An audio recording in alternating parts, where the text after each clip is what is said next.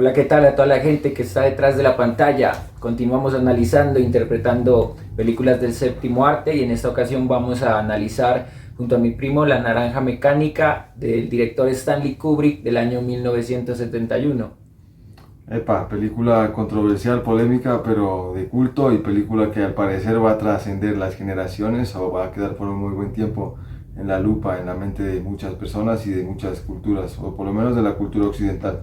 Claro, ya para contar el hilo narrativo de la historia tenemos a Alex Delar, ¿no? Que es un joven que él está vinculado a una institución, es bachiller, pero pues vemos que tiene como esta doble vida, ¿no? En la noche es completamente irreverente, sufre pues este desajuste social de romper las reglas, las normas, y pues vemos una entrada magistral de Stanley Kubrick en la pantalla, que es tomando este vaso de leche, ¿no? Y con su mirada frívola frente a la pantalla. Entonces tenemos pues que este joven en la noche se dedica en horarios nocturnos pues con su pandilla, tiene un miembro de grupo, los Droogs que le llama, pues a delinquir, pero más que todo no lo hacen como por una necesidad, ¿no? Porque él tiene como este estrato socioeconómico medio, entonces cometen toda clase de delitos, golpean ancianos, lesiones personales, violación, entonces vemos ya pues en una noche cometen muchos actos delictivos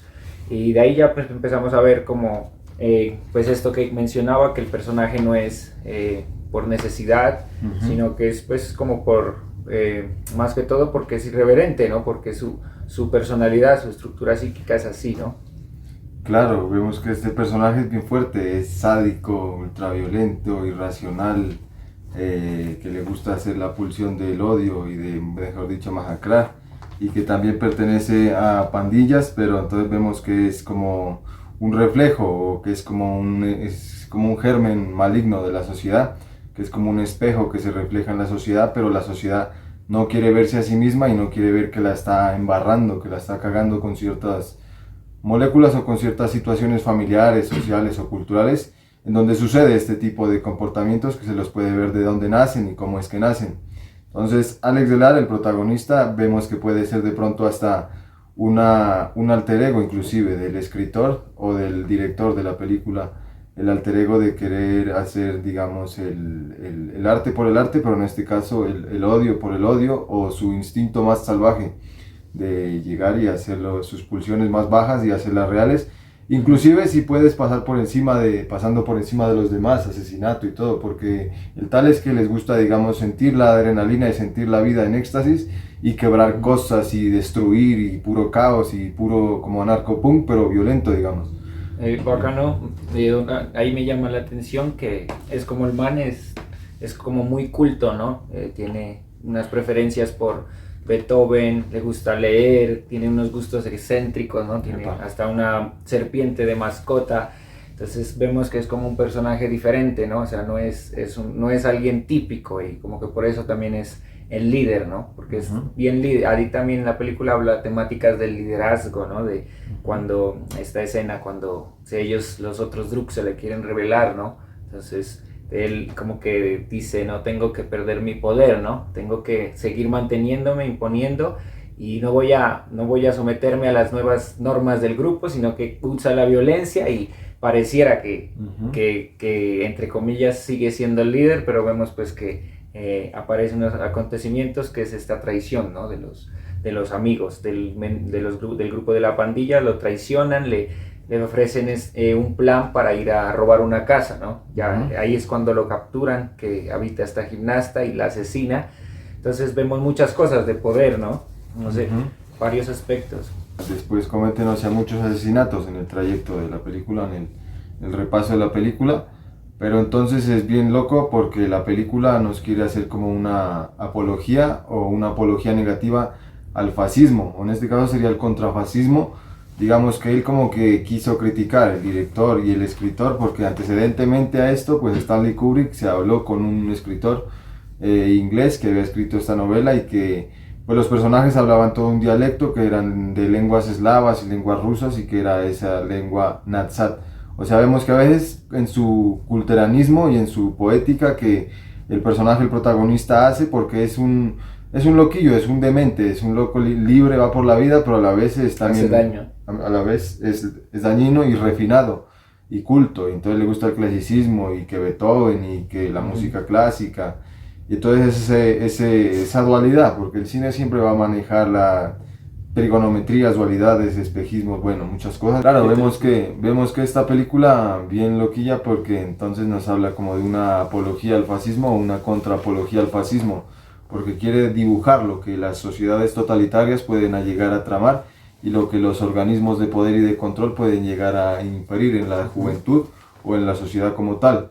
Entonces se quiere dinamizar, corporalizar, controlar en sí, en su máxima dimensión. Instrumentalizar también, ¿no? Instrumentalizar en su máxima dimensión a las sociedades, y entonces son los que ya son como los marginales o los rebeldes o los irreverentes o, ¿no? O los locos, y estos personajes hacen énfasis en Alex Delar, el protagonista, que es, digamos, una oda a la violencia en su máximo esplendor y a la violencia que no tiene licencias ni tiene, no tiene sin límite. Epa. No tiene límites, ¿no? Y está visto por esa dualidad de, digamos, de que es un pelado que es culto y que le gusta pues la música clásica y que Beethoven y que las pinturas y que, bueno, las culturas del mundo y hasta intelectual, ¿no? Pero en el otro fondo, en su fondo interior, en su máxima psique abierta así al mundo, es un muchacho con ganas de matar y destruir y con ganas de sentir un placer, porque es un hedonista puro, sádico y demencial, pues que va destruyéndolo todo, pasando por encima de quien sea con tal de hacer su propio fin, su propio placer y su propio... Psicópata. Epa. Ahí bacano que tocas el tema porque yo no sé, el director, bueno, eso viene de un escritor, ¿no? Pero con qué intención hacerlo tan culto, ¿no? Es un personaje que le gusta la música, que le gusta leer mucho, que incluso hay una escena en que el compañero, están en este club donde toman la leche y el compañero le pone música, creo que es, ¿no? Entonces, no, la mujer empieza a cantar, ¿no? Y el compañero se empieza a burlar y él le pega, ¿no? Con el bastón, y es como que ellos, los otros miembros del grupo, no tienen ese nivel de percepción de captar el arte, ¿no? Alex lo capta, el arte, o sea, es un artista, o sea, le gusta descrestarse con el arte, ¿no? Descrestarse con Beethoven, y yo creo que la intención ahí, pues, para entrar a otro tema, es, él era muy culto en el sentido de que solo cometía estos actos por, como dices, por hedonismo, por placer, no tenía otros, el frenesí de su vida no tenía como unos objetivos de recompensa económica, ¿sí? Pero sí lo hacía, es como defendiendo esta oda a la violencia. Y ya como para entrar al mensaje fuerte de la película, que es como la crítica a las instituciones, ¿no? del aparato ideológico del Estado, tenemos, por ejemplo, no sé si quieras hablar de qué representa los centros penitenciarios, las cárceles, como con su objetivo de resocialización, ¿no? Con los reos o los delincuentes, ya que vemos que Alex Delar, pues, pasa un tiempo, cuando ya lo aprenden, pasa unos 2 años, pero él, en su afán, en su celeridad por querer salir a la calle, pues se somete, ¿no? A voluntad propia y firma el consentimiento a este método Ludovico, y vemos que también juega un papel importante la religión con el padre, que es como el consejero, el quien da los adagios, pero no vemos como un cambio drástico de introspección de nuestro protagonista, sino que vemos que está moldeado por las instituciones. En esa parte no sé qué opinas como del papel de los centros penitenciarios y del padre en ese. ¿Cuál crees que es el rol o la crítica que hace Kubrick ahí? La crítica es brutal porque las sociedades modernas se basan, digamos, en la diferenciación o en el separar lo bueno de lo malo, los locos de los cuerdos, los civilizados de los bárbaros, y entonces Alex Delar sería un incivilizado moderno que no se adapta a la sociedad moderna, claro, y que pues en su clase media no quiere trabajar o no quiere hacer lo que rigen los estamentos de la sociedad o lo que el sentido común dicta, sino que quiere vivir la vida, es como un eterno Peter Pan así loco, demencial, que quiere vivir la vida así. Pero también es joven, pues hay que ver que es joven también. Claro. Está en la flor de la vida. Es que hay dos cosas, ¿no? Que en el libro hay como un trazo que Alex Delar trasciende de ese infierno hacia, digamos, una especie de cielo psicológico en el que el infierno es ese caos mental y esa violencia y esas pulsiones de sadismo y de hedonismo y de ultraviolencia y ultrarracionalismo, bueno, todo esto, pero a la vez él cambia interiormente y es como si ascendiera a ese cielo psíquico en el que se reforma a la sociedad, pero de una manera consciente, no porque una sociedad o unas instituciones públicas lo están obligando, o organismos de control, sino porque a conciencia lo hace. Pero en la película se queda como en un limbo, al final vemos que no se va a reformar y se hace parte incluso, y vemos cómo es una crítica brutal a los organismos de control y a los estamentos públicos de control y privados y religiosos y civiles, al ver que Alex Delar hace parte instrumental y útil de la policía. La política también. Y de la política. Incluso vemos cómo los antiguos compañeros de viaje de la pandilla, que andaban robando, apuñalando y violando y haciendo de todo, después siguen siendo las mismas lacras y las mismas porquerías, pero ya versión policía. Entonces vemos que la crítica es brutal a las instituciones de control y a las instituciones de Estado. Inclusive Stanley Kubrick parece ser que le gustó mucho una frase del escritor que decía que el Estado cumplía la función de el Dios y del diablo a la vez, y que los suplementó o se transformó en ellos. Y entonces él quiso hacer ver cómo estos estados de control no quieren reformar al individuo en sí para que de verdad se cure, sea una persona, castigarlo y que el status quo de la sociedad siga en su inmoralidad, digamos, o en su hipocresía y en sus buenas formas, en sus modales de bien, en sus sentires de bien y todo esto. O sea, eso que hablas es brutal e importante porque pues yo había como querido relacionarlo con este pensador que es Michel Foucault, cuando él viene completamente a dividir el pensamiento marxista que nos planteaba, ¿no? Del materialismo histórico, de que la sociedad se dividía en dos estamentos, ¿no? Básicamente en dos instancias, que era la clase burguesa, la burguesía y el proletariado, ¿no? Entonces viene en Foucault a como ampliar este concepto y a decir no nos vamos a quedar en este reduccionismo de decir que hay lo mismo que dice Hegel, amo y esclavo, que te someto, que va a haber un valor de plusvalía sobrante y no se te va a pagar y se te va a explotar por tu tiempo, todo esto, sino que dice que hay un discurso, ¿no? Hay un manejo del discurso y en ello también interviene el poder. Entonces estamos mediados desde el lenguaje por las relaciones de poder, y lo que decías, lo que hablabas es que antes él hace pues una revisión sociohistórica de todas las sociedades y civilizaciones hasta pues a la posmodernidad, entre comillas. Él nos va a mencionar que antes, por ejemplo, desde el código desde el código Hammurabi, de la ley del talión, de ojo por ojo, diente por diente, había como una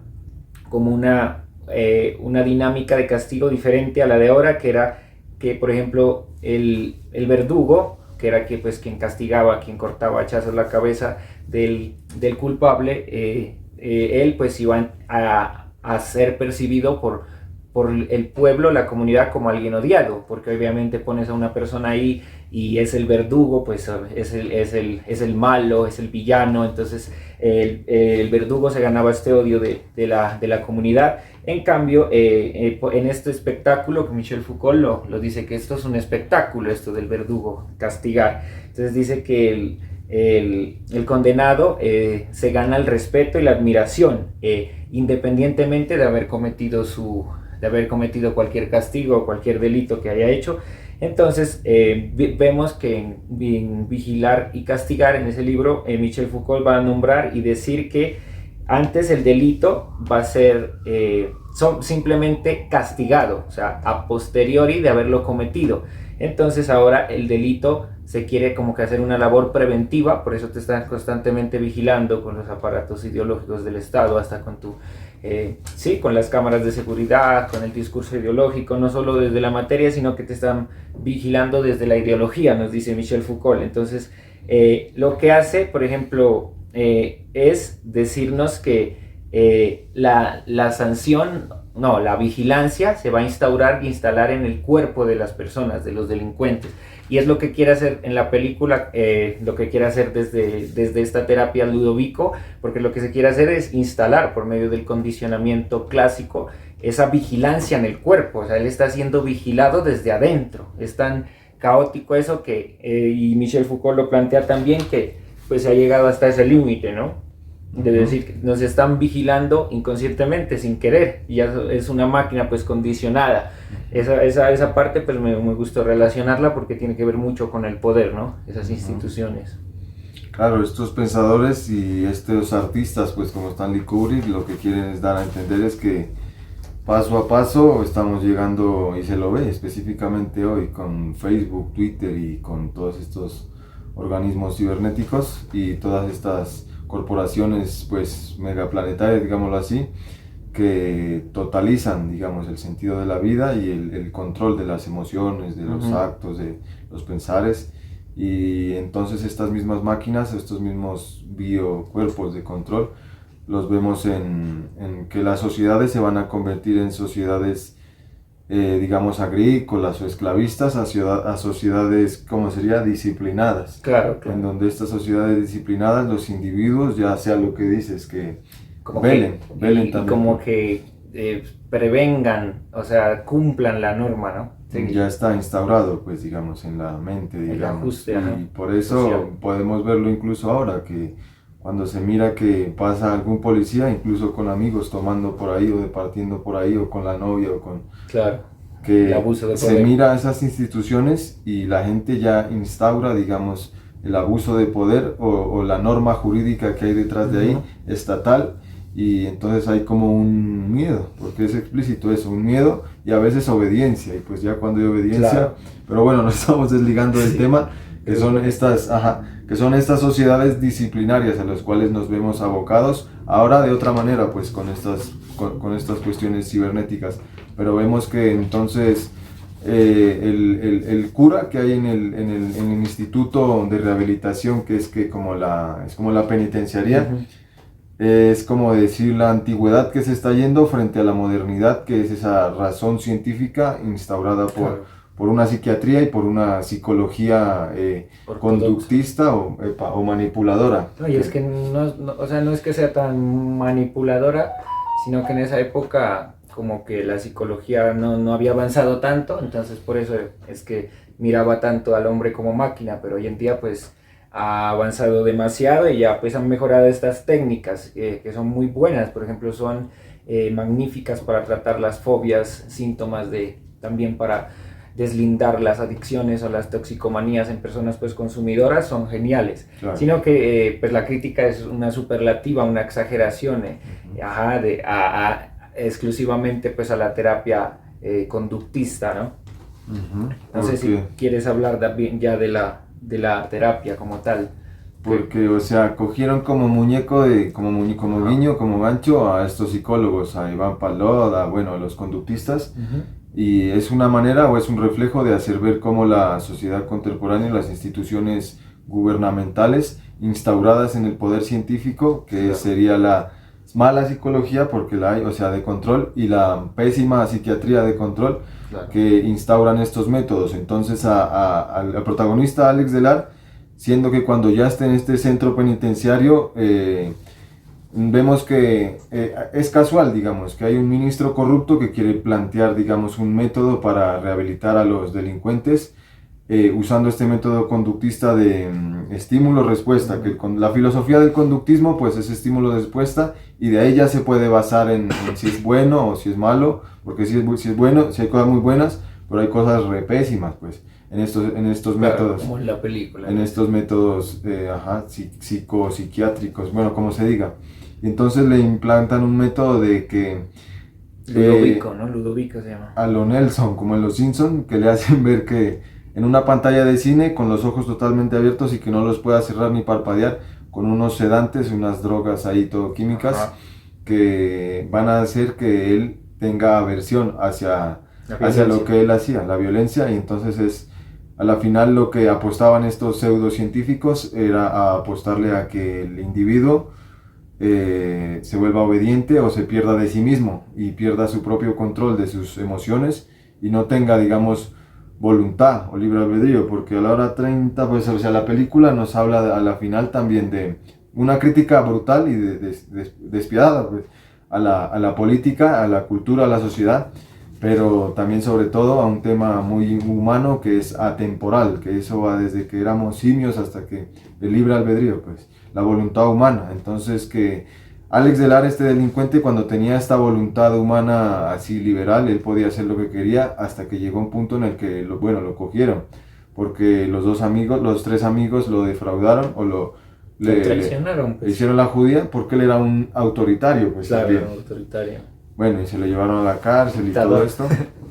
Y poco a poco pues vemos cómo la película nos quiere hacer ver cómo por medio de estos organismos, entidades y sujetos de control, como son, digamos, el padre de la escuelita que llega, o el profesor de la escuelita que incluso es amigo de los padres y que tiene una cara de perverso, hasta como de violado, bueno, de perturbado. Sí, es homosexual porque le toca el órgano genital, le toca. Bueno, las sociedades hipócritas, entonces vemos cómo también el cura, pero el cura pues en su versión humano y buena gente, pero más austero, es más personal. Pero también nos habla de pues el poder religioso. Porque de hecho que hablas del cura es el único que cuando están haciendo la aprobación, ya exponiendo los resultados de Alex como objeto de estudio entre comillas, ya vemos pues que lo ponen a prueba, lo ponen a una mujer, a ver si esa libido se levanta y él también va a reaccionar pues con estos arqueos.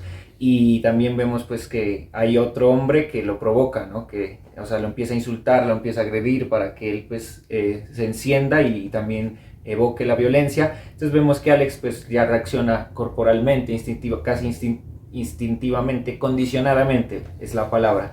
Pero vemos que el único que se opone a esa exhibición antihumana es el cura, ¿no? Porque el resto todos están aplaudiendo, es como que un nuevo logro, un avance, un optimismo falso. Entonces es el cura quien dice, no, le están quitando lo que hablabas de la voluntad, le están quitando el libre albedrío, eso no es vivir. Entonces vemos que el cura, como parte también de la institución, es una buena persona allí, ¿no? Tiene su sentido y su coherencia, es el único que se opone.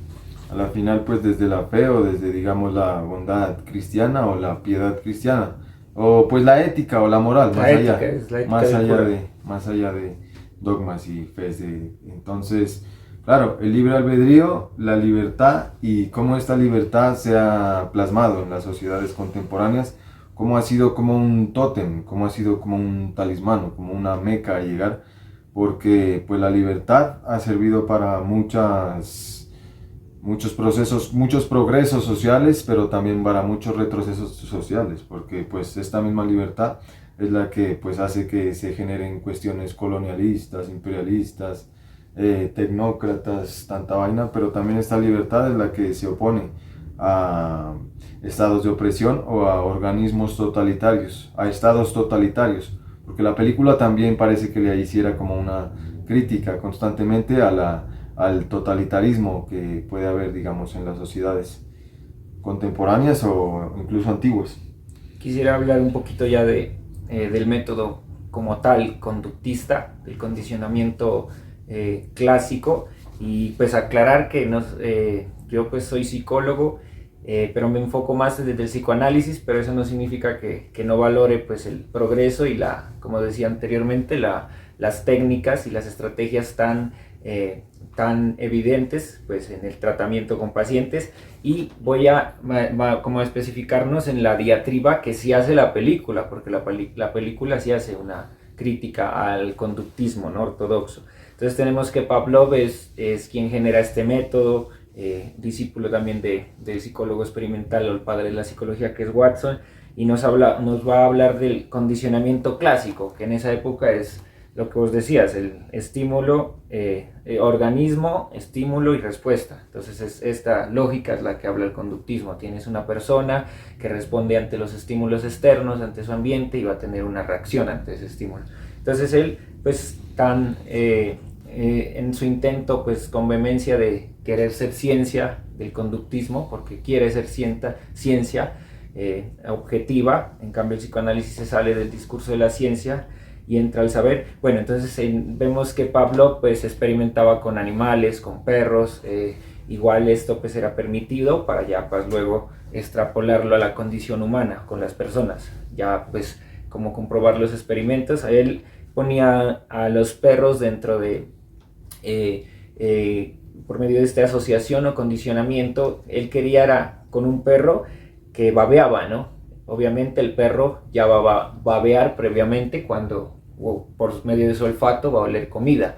Entonces él dice que esa respuesta de salivar no es innata en el perro, ¿sí me hago entender? O sea, no viene aprendida, sino que se aprende con el tiempo. Entonces él quería como que ver si las personas también aprendemos de esa manera, sin darnos cuenta, ¿no? Y tenemos reacciones corporales. Entonces él lo que hizo fue desligar estos estímulos, y hablaba de estímulos neutros, estímulos condicionales o estímulos incondicionales. Y el estímulo neutro, por ejemplo, en el caso del perro venía a ser la campana, que en el perro no era ni aversiva ni apetitiva. O sea, una campana si suena normalmente pues no te hace daño. Entonces este es un estímulo neutro que no tiene ningún valor simbólico. Entonces lo que va a hacer el proceso de condicionamiento clásico es enzimar ese valor agregado y generar una respuesta en el organismo, y es por medio de una asociación. O sea, cuando el perro ya cada vez que le iban a servir la comida sonaba la campana, ¿no? Entonces ya el perro estaba como que asociando la campana con la comida, y cada vez menos le iban con pautas. Es muy sistemático con el tiempo. Entonces de ahí al otro día ya no le llevaban, bueno, los 2 días ya no le llevaban, digamos, la comida, sino que solo sonaba la campana, y el perro ya había interiorizado que la campana, o relacionado o asociado que la campana era comida, y por eso cada que escuchaba la campana salivaba. Entonces lo mismo que hicieron con Alex en la película, pero fue contra condicionamiento. De hecho le ponen la canción de Beethoven, y él como que prefiere, le dice al científico, le dice: prefiero morirme antes que asimilar ¿cómo se dice? Este maltrato, o sea, es con el buen nombre de Beethoven. O sea, como que es, o sea, es como que diciendo: me están dañando a mi ídolo, o sea, o la imagen que yo tengo de Beethoven, están profanando a Beethoven, era que decía que él prefería morir, ¿no? Tan fuerte esa parte.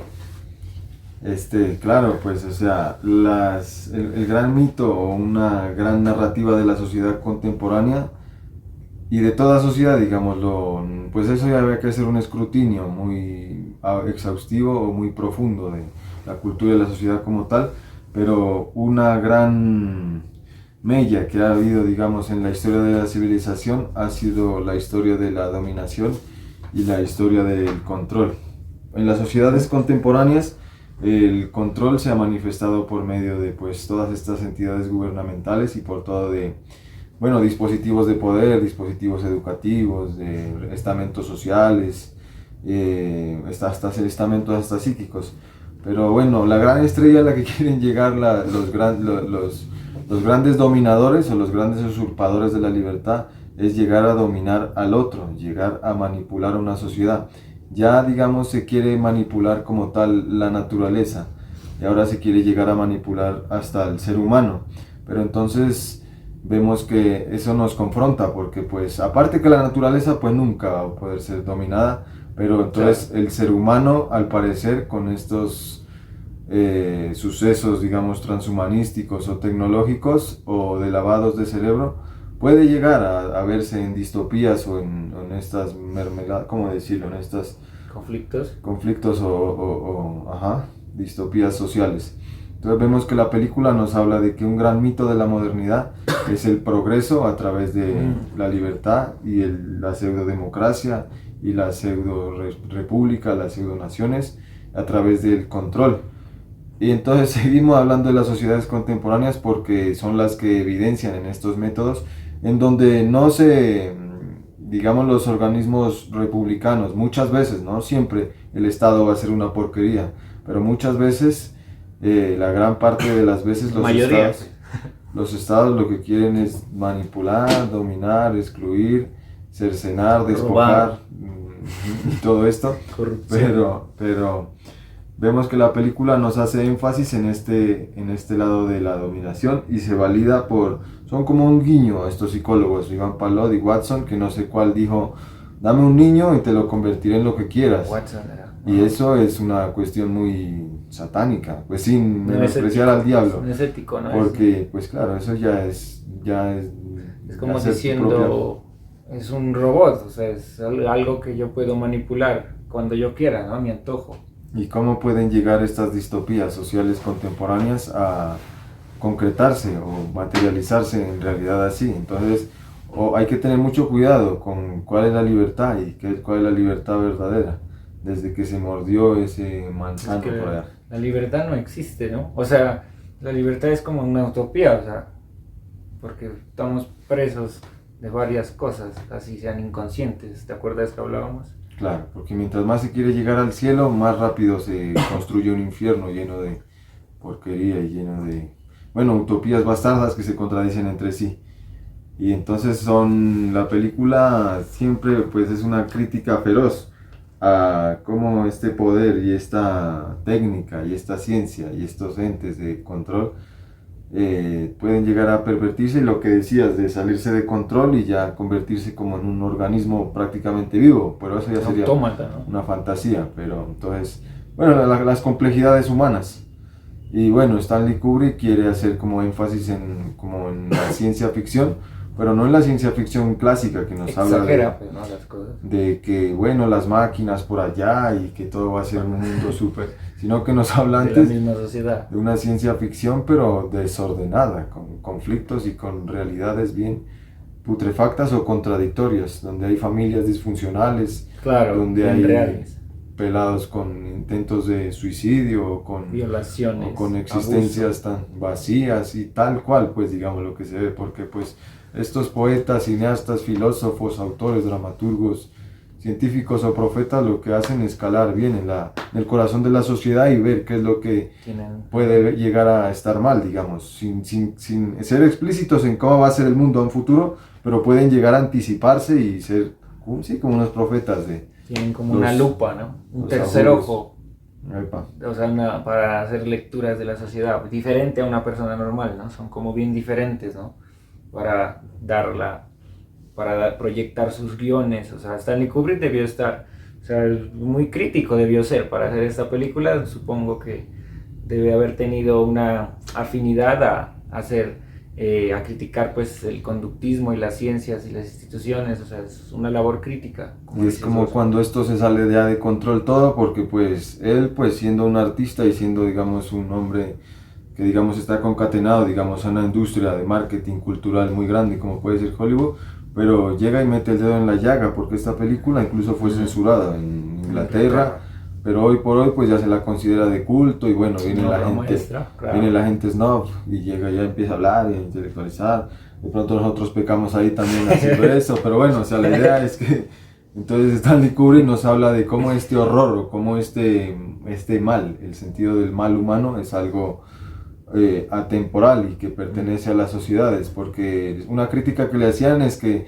pero esta película no es netamente inglesa, y él les dijo que no es netamente inglesa porque puede ser netamente de cualquier época o de cualquier tiempo. Geopolítico.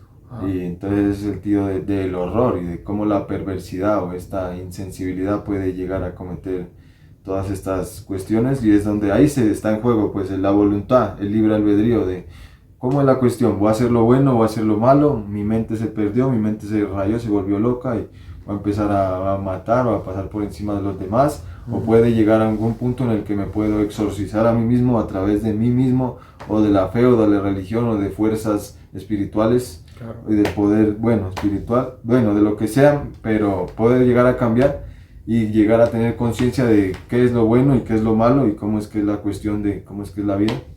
Sí, yo quería pues pasar a lo que, o sea, como te mencionas de la ciencia, ¿no? Esa ciencia ortodoxa que, por ejemplo, ciencia exacta solo es la matemática, ¿no? Si mal no estoy. Y pues algunas de la física, cuántica, toda esta cuestión, astronomía, pero, por ejemplo, las ciencias sociales, que es donde entra la psicología, se deslinda del discurso científico típico, pues, ¿no? De la matemática exacta, de efecto causa, causa-efecto. Entonces tenemos que ver pues a la psicología como pues un intento de ciencia, si me hago entender, o una ciencia social más allá, ¿no? De pseudociencia, porque pues tiene unos métodos comprobados y que se pueden replicar, ¿no? Que la ciencia siempre se basa por predecir y replicar, esos son pues los fundamentos del método científico. Pero entonces tenemos que pues posicionar a gran parte de la psicología con los discursos de las ciencias sociales y no como lo quiere hacer pues el conductismo, que es muy ortodoxo y quiere ser ciencia tal cual. Por ejemplo, Augusto Comte, que es el padre de la sociología, criticaba este punto, ¿no? De la sociología postmoderna, hablaba de que las ciencias positivistas quieren hacer como una mezcolanza de elementos teológicos y metafísicos, de religión, de todo, moral, y no puede ser así. Entonces él dice que debe ante todo primar el intelecto y deslindarse de la anarquía intelectual, o sea que los científicos han entrado como en un estado de protesta, de anarquía, de solo especular que todo es causa-efecto, predecible, controlable. En cambio él sale de este discurso y nos dice que hay que fomentar el análisis del investigador, de que el investigador haga parte del proceso y del objeto a investigar. También dice pues que la ciencia social debe buscar una liberación y una emancipación de las otras ciencias, es lo que digo, pues la psicología debe salirse de la otra ciencia objetiva, y creo que en esa parte sí, bueno, en esa época, no sé cómo será ahora el conductismo, pero en esa época, por eso pues respeto mucho el conductismo, pero en esa época sí estaba muy vinculado a querer ser ciencia con celeridad, o sea, muy vertiginosamente, y vemos pues que las cosas no son así, ¿no? Que también hay la psicología social, de que no todo es estímulo-respuesta. Esta sociología nació a partir del suicidio, lo curioso, ¿no? Es que quieren desligarse, pero nació a partir del estudio de los suicidios. Como pues la economía nació a partir de la crisis económica, claro, de cosas como humanas, toda esta cuestión. Y de ahí para pues complementar también tenemos a Engels y a Carlos Marx, que nos hablan pues de esta crítica al capitalismo, que nos dice pues que las fuerzas productivas de los recursos humanos como se conoce hoy en día, o material humano, capital humano, siempre va a haber como una explotación, ¿no? Va a ser la persona esclavizada porque pues está invirtiendo su tiempo, pero la recompensa siempre no es acorde ni equilibrada a su tiempo de trabajo y horas invertidas. Entonces dice que hay una explotación a expensas del obrero. Entonces dicen que el hombre se vuelve un fragmentario, una máquina, una apéndice de máquina, un autómata, y es parecido a la película porque como que lo quieren resocializar, pero a la fuerza, ¿no? Claro. Él mismo incluso se quiere resocializar a la fuerza, pero como que priman más sus pulsiones de violencia, caos, de apología al arte, todas esas cuestiones, y no puede. O sea, en la película él nunca pierde esta fantasía, ni esta autonomía, ni voluntad de querer seguir gozando de los placeres y del hedonismo de la vida. O sea, él está contento en su adolescencia con el sexo, la promiscuidad, las drogas, hacer daño, pero es la misma sociedad pues quien se lo ha impuesto, ¿no? En sus medios masivos es que comunicación. Una gran paradoja, ¿no? Que deja la película es si el hombre nace malo y la sociedad lo civiliza, o el hombre nace bueno y la sociedad lo corrompe. Y entonces ahí están esas dos. Muchas películas tienen todas. Esa pregunta es, pues en todas, la mayoría de buenas películas se genera, ¿no? En el Joker también se genera en varias, ¿no? Si el papel de la sociedad. Bueno, y ya para finalizar con los autores, ¿no? Que también quiero citar a Max Weber, quien nos habla de la razón instrumental. O sea, dice que la ciencia también, bueno, no solo la ciencia, todos los saberes como que profesan la razón como Kant, la razón como un imperativo de verdad absoluta, y pues tampoco puede ser así, porque si la razón va a imperar, entonces ¿dónde dejamos la moral? Nos va a decir. Y es por ejemplo lo que decíamos de Wundt cuando hacía, de Watson, perdón, cuando hablaba él hacía pues los experimentos que se salían de la ética y la moral, y pues con su frase polémica de que dame un niño y yo lo convertiré en lo que quiera, en abogado o hasta en el peor delincuente, ¿no? Entonces vemos que se está saliendo de la moral, ¿no? Entonces dice que en este intento de razón se pierden los valores y las virtudes tradicionales de la sociedad, se pierden todas pues, las condiciones humanas y subjetivas de una persona, y citándolo tal cual, en sus palabras dice Max Weber: cabe preguntarse si todo este proceso de desmagificación, si todo este progreso en el que la ciencia se inserta como elemento integrante y fuerza propulsora, tiene algún sentido que trascienda lo puramente práctico y técnico. Es como que solo son métodos, y solo lo hacemos por métodos y no lo hacemos como por un cambio real de conciencia y sociedad colectiva, pues no estamos en nada, estamos instrumentalizando la ciencia y la razón, ¿no? Claro, dice Weber. Las pesadillas de la razón pues se materializaron, esos insomnios de la razón se materializaron, pues que desde el siglo casi 17, 18, bueno, 19, 20, en cuestiones como la guerra tecnológica, o en cuestiones como la bomba nuclear, o en cuestiones como Hiroshima, ¿no? Nagasaki. Cuestiones también como el control mental a través de pseudociencias basadas en la razón, pero a la final son protociencias, porque ¿Por pseudociencia no tiene técnica.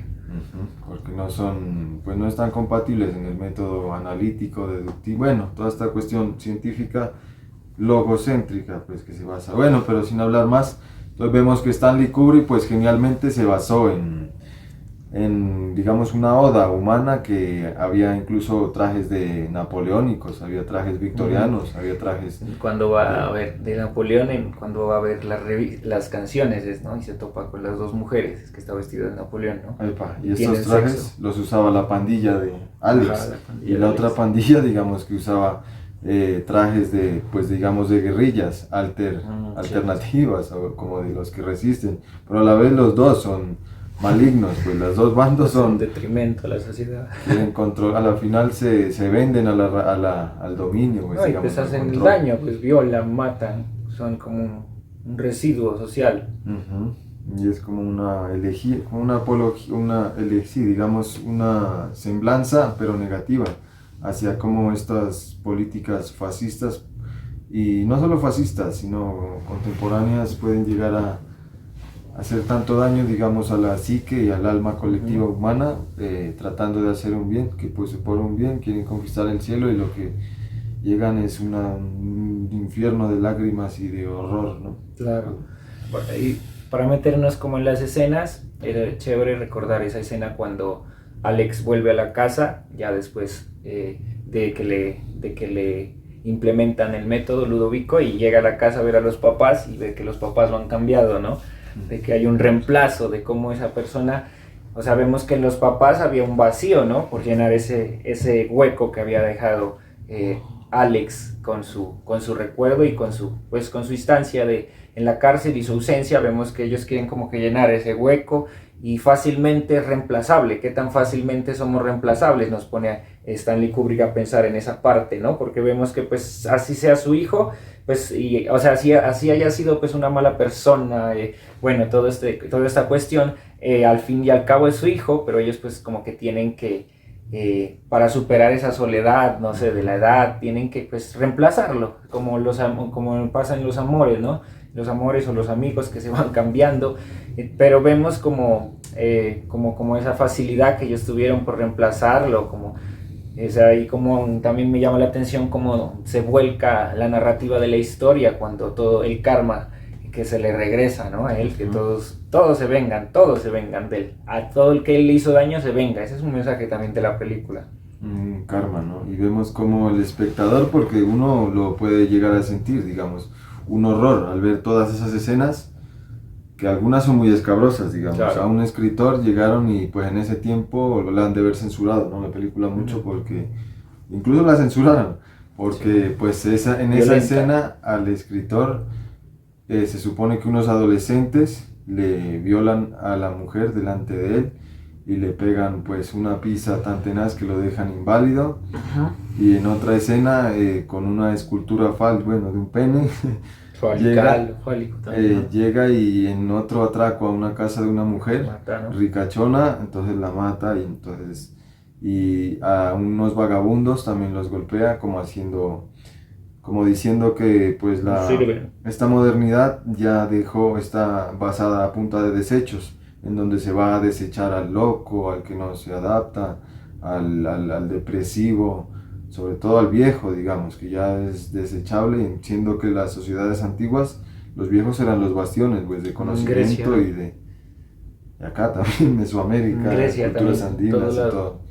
Y en todas estas sociedades le hacen un énfasis a nuestras sociedades contemporáneas, occidentales, neocivilizadas, supuestamente civilizadas, le hacen una apología a que llegamos a un progreso, a un optimismo social, a un cambio verdadero y radical, a una futurología verdadera y falsa inventada, y el poder del dinero y el poder de, bueno, tantas cosas como la tecnología y como la educación, en donde se desechan pues a estos sujetos y en donde se los manda pues al traste.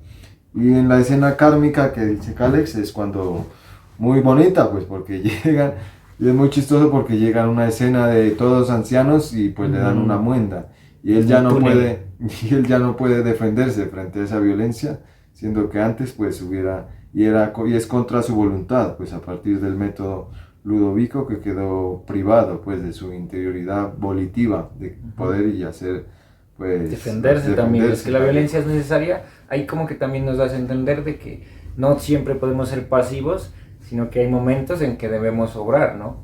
Como que pensar rápido, y la violencia es instintiva para ser adaptativos y de su función de supervivencia. Entonces vemos que si él está privado de defenderse, entonces ¿qué sentido como que tiene vivir, no? Por eso él también se tira por la ventana cuando ya no aguanta, ya es insoportable. Bueno, eso ya es como el mismo karma, o sea que el escritor es quien pone, el escritor de La Esposa es quien pone la canción, ¿no? La Sinfonía de Beethoven a propósito, ¿no? Y el escritor, a pesar de que, bueno, le violó y lo dejó inválido, pues le dice una frase a Alex que lo quiere pues matar, bueno, lo quiere asesinar o torturar y todo, pero en el fondo tiene algún cierto tipo de nobleza y es Y es un interés político también, ¿te acuerdas? Claro. La nobleza y el interés político que él tenía, porque era como el retractor o contrario a los que implantaron el método, a este ministro, porque eso es su idea del ministro. Entonces el escritor, o sea, se le da en ese conflicto, entra en ese conflicto, ese dilema moral de matarlo y vengarme, y como que vengar a mi esposa y de haberme dejado inválido, o por el otro, él me sirve como instrumento para derrocar a los que están en el poder, y nosotros ganar, y ellos ganar fuerza como partido político opuesto, ¿no? Creo que pues sí, o sea, no sabes si es un intelectual orgánico, funcional, algún partido, alguna ideología, sí, o si es un activista pues claro, no se sabe, antigubernamental. Pero cuando le dice una frase brutal, que le dice que hijo, en medio de pues que lo quiere matar, eres una víctima de la contemporaneidad, de la sociedad cuando contemporánea. Está bajo, ¿o cuándo? Ya al final, cuando ya antes de que le ponen la música clásica y se quiere volver loco y se va a suicidar, y entonces en esa frase pues se cifra pues algún significado oculto de la película, de que si la sociedad lo putrefaccionó, o si el ciudadano, el individuo ya nació malo de corazón, claro, pues entonces es como esa... Y la actuación y el histrionismo de ese escritor es brutal, ¿no? Porque cuando lo ve como que pareciera que no se acuerda, ¿no? No recuerda que es quien lo había violado a la esposa, pero como que poco a poco ya va recordando, y hace una escena en que se emociona tanto que se come los dedos. Y es como que yo ya decía que él ya se había dado cuenta de que era el asesino de la esposa, que era el criminal, pero no había sido que había caído en cuenta en eso, sino que se dio cuenta que era el famoso personaje a quien le habían aplicado Ludovico. Entonces se emocionó porque lo iba a usar de estrategia política. Y de ahí ya cuando Alex canta en el baño, es que se acuerda completamente, ¿no? Esa parte es muy buena, del director, un manejo muy excelso. Y la escenografía también pues hace apología, digamos, al transcurso de las civilizaciones. El bafle que usa para escuchar la música de Beethoven se dice que era un monolito, que Stanley Kubrick siempre lo ha usado, los monolitos antiguos que en la antigüedad se usaban, digamos, en las piedras circulares de Stonehenge, o en todas estas cuestiones de sociedades paleolíticas o premodernas. Y vemos como también objetos artísticos basados en la guerra, basados en surrealismos, o basados en el arte contemporáneo o de todas las épocas, haciendo alusión a cómo la humanidad está permeada por toda esta por toda esta sensibilidad del mal, digamos, por todo este mal, el bien y el mal, la famosa dualidad de la... Bueno, y para generar otros aportes también desde el cuerpo teórico, quería pues señalar algunas palabras de Lacan, quien es pues discípulo y neófito de Freud, profundizó pues en su psicoanálisis del sujeto. Él nos va a hablar en su seminario 7 acerca de cómo esta diferenciación, esta discrepancia entre lo que es el saber y la ciencia, ¿no? Entonces dice la verdad, el saber y la ciencia. Entonces nos dice que el sujeto de la ciencia es diferente al sujeto del discurso del inconsciente. O sea, el sujeto de la ciencia es completamente, es casi mecanizado, ¿no? Como generan las matemáticas, la Matrix. En cambio, el sujeto del inconsciente es como un sujeto que ya tiene que ver de lo real, un sujeto que plantea las cosas tal cual son. Entonces nos va a decir que la ciencia quiere llevar al sujeto pues a ser un sujeto más secular, ¿no? Como más tanteado y más delimitado, pero en ese afán se va a quedar solo enmarcada en una enunciación. O sea, el sujeto de la enunciación es diferente al sujeto del inconsciente, porque pues es un sujeto manipulable que va a variar y propender a los resultados científicos, o sea, que es parte del enunciado. Entonces no es, o sea, cuando la ciencia quiere replicar en un laboratorio científico lo que sucede afuera en la práctica social, ya está delimitando y no está haciendo una praxis real, si me hago entender. No es lo mismo ver tal cual las cosas en el campo de la praxis, como están sucediendo, a generar unas condiciones de laboratorio, manipulables, variables, todas estas cuestiones, es lo que nos dice Lacan. Entonces nos dice que las ciencias que pecan de buena fe son las que peor error cometen.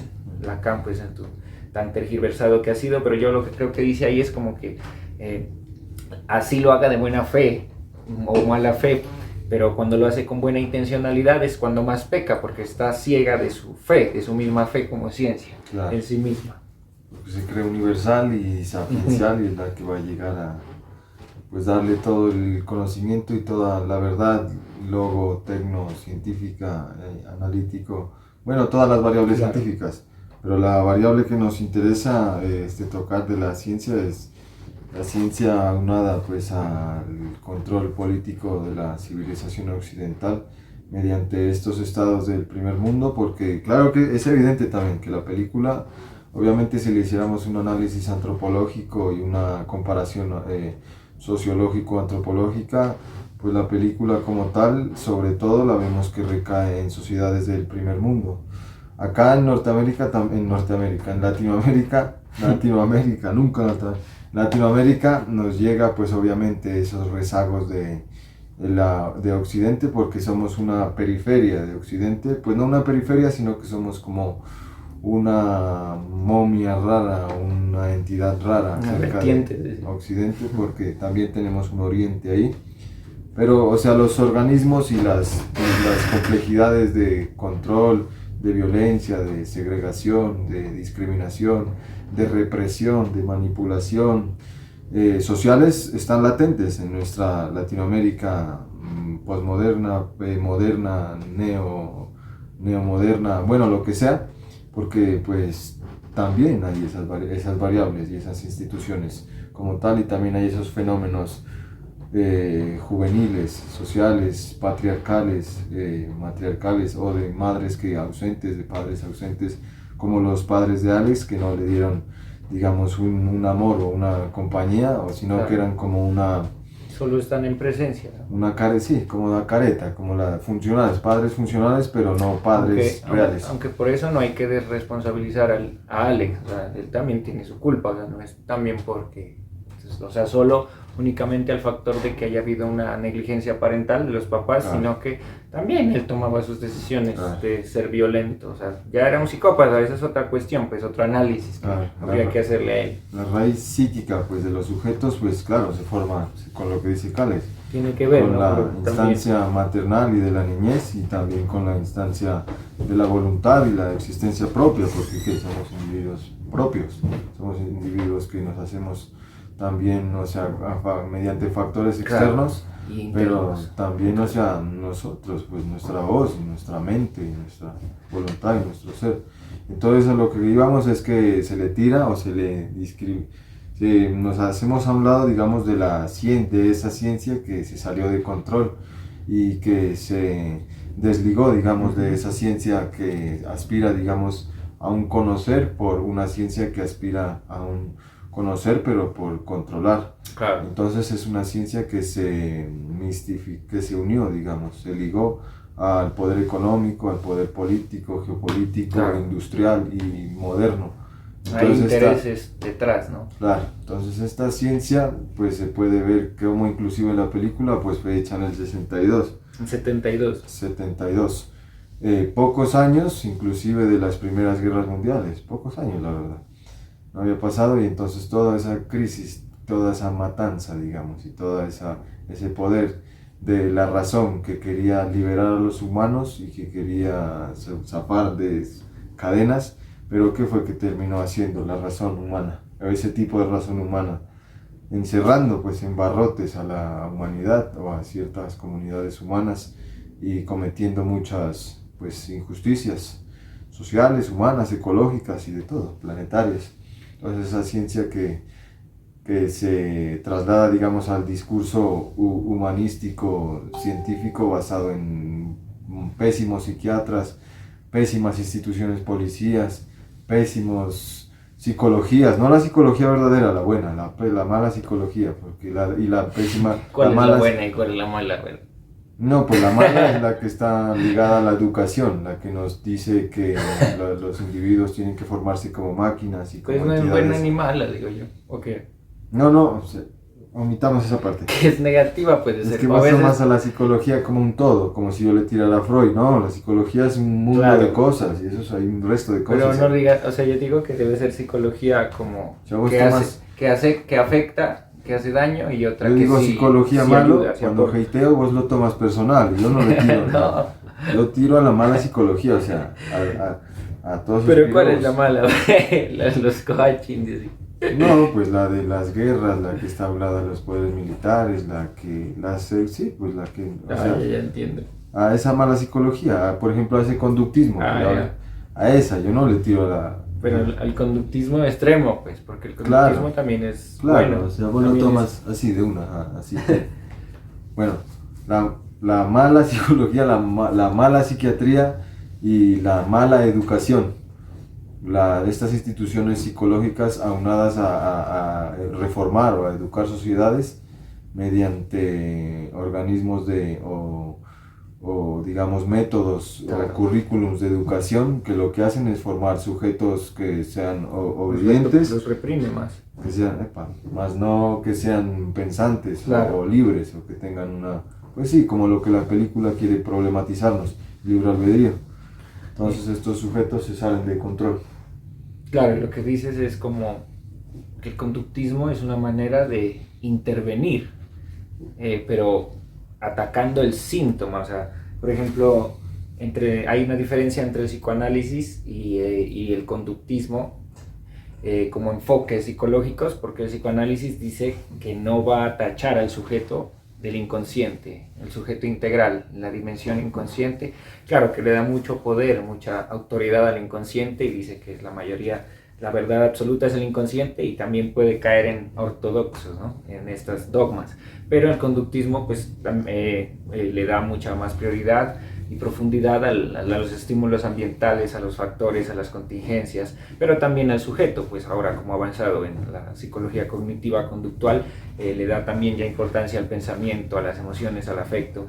Entonces vemos que hay una diferencia porque en las terapias más que todo, o sea, el conductismo quiere y la psiquiatría quieren acabar con el síntoma de una persona, si me hago entender. Por ejemplo, vos sufres, o Alex, nuestro personaje sufre ese desajuste social, ese es violento, entonces ellos quieren, como sea, extinguir el síntoma, ¿sí? Anularlo, y no reconocen al síntoma como parte del yo, o como parte pues, de su aparato psíquico. En cambio, el psicoanálisis sí reconoce al síntoma como parte importante, imperativa de la persona. Entonces es como esa diferencia, y por eso pues los métodos conductistas son como más como más rápidos, más efectivos en cuanto a tiempo, a tiempos cortos, a corto plazo, con una persona pues que tiene estas fobias o está consumiendo, es toxicómano, consume mucho alcohol, bueno, tiene alguna adicción, es muy propicio este tipo de método para ayudarlos a ellos pues a que pierdan esa fobia, estos síntomas. En cambio, una persona, el psicoanálisis ya es como un tratamiento más personal,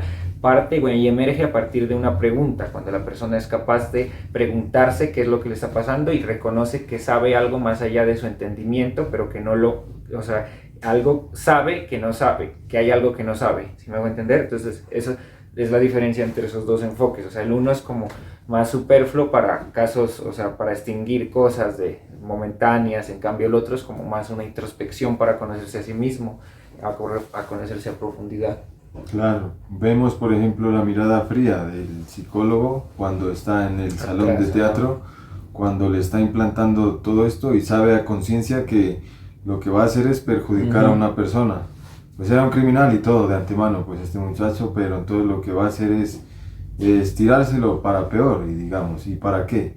Para formular una cura que lo que quiera es curar a una sociedad hipócritamente, implantando politiquerías de ministros falsetes y de politiqueros que llegan ahí de turno a implantar y montados en algún tipo de ideología liberal o neoliberal, pero a la final lo que dicen es que ante los demás, ante los periódicos, ante la sociedad, es que van a reformar la sociedad y van a reformar al individuo, pero lo que se quiere hacer es pasar de agache, o sea, que están tirándose a un individuo, están tirándose la voluntad humana y que la sociedad humana y que la cultura siga como tal, con su hipocresía, con su statu quo, con su establecimiento, con sus normas, con sus instituciones, a base de, como pues estos pelados son carne de cañón a la hora 30. Claro, y lo que hablas es importante, esa pantomima montada, porque al final de la película llega el ministro y se reconcilia supuestamente, ¿no? con Alex. Pero lo chévere de esa parte, de antes de eso, es que Alex puede de alguna manera retomar su subjetividad y singularidad, si me hago entender, ya es capaz de poder tener casi el libre albedrío, porque ya la psiquiatra le hace unas pruebas donde le muestra unas imágenes y ella es capaz de insultar, de agredir. Y algo importante es las fantasías, ¿no? que él tiene en ese final tan épico que está cerrando el pacto y es invadido por los medios masivos de comunicación. Es también una diatriba pues a la televisión y a los periódicos, como que lo que vos dices, hay algo más detrás de la pantomima, de la foto montada, de que hagan las paces, hay algo detrás, que es o sea, que no es verdad o sea, que este método es algo que vaya a fondo, si me hago entender. Este método es algo superficial, pues, porque no está conociendo a profundidad al sujeto, sus causas, su vida, su experiencia, sino que lo está pues, volviendo una máquina. Entonces yo te hablaba de la fantasía, que esa fantasía al final donde él ya puede pues yace en el suelo con esa mujer teniendo pues actos eróticos, actos sexuales y la burguesía a los lados como que está siendo ya bienvenido a esta élite al cerrar el pacto. Es muy chévere ese acto representativo y simbólico por medio de la fantasía, ¿no? Ese final. Y yo me atrevo a aventurar que como en las cárceles contemporáneas, en donde el sujeto entra y muchas veces termina peor, o en donde los manicomios contemporáneos, es una en donde el sujeto entra, escuela del delito, ¿no? Dicen. Y sale peor. Entonces Alex Delar, o sea, regresa hacia su propio ser, pero ha de haber una intensidad en hacer más males, más daño y más venganza, porque lo que pasó, digamos, en ese estado carcelario penitencial, pues fue que le quisieron corregir la psicología, pero yo creo que pues ahora 30 va a terminar un poco más zafado, más desordenado y más maldito, pues con ganas de más matar, eso más puede pasar, claro. Y es que se lo ve en las cárceles en sujetos de cualquier cárcel así contemporánea que entran a una cárcel y con estos métodos de castigo, ¿cómo salen? Pues los que tienen fortaleza mental y tienen un ímpetu bien, se pueden librar, digamos, de estas condiciones existenciales, pero los que no, y los que pues están atados a un poco de causas socioexistenciales, culturales, pues terminan peor, más hampa, más delincuentes, más malditos, más odio, más venganza.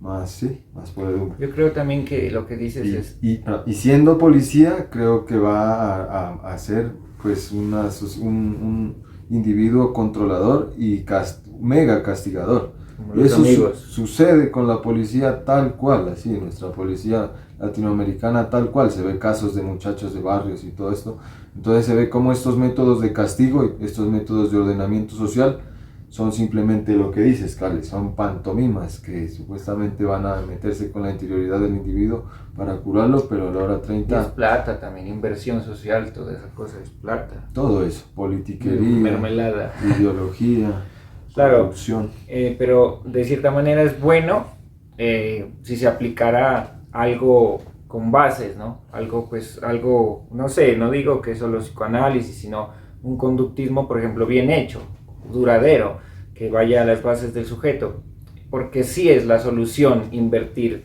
en estos, pues, en estos desajustes sociales, desadaptativos o de psicópatas pandilleros, sí es la solución, la inversión social en la psicología, ¿no?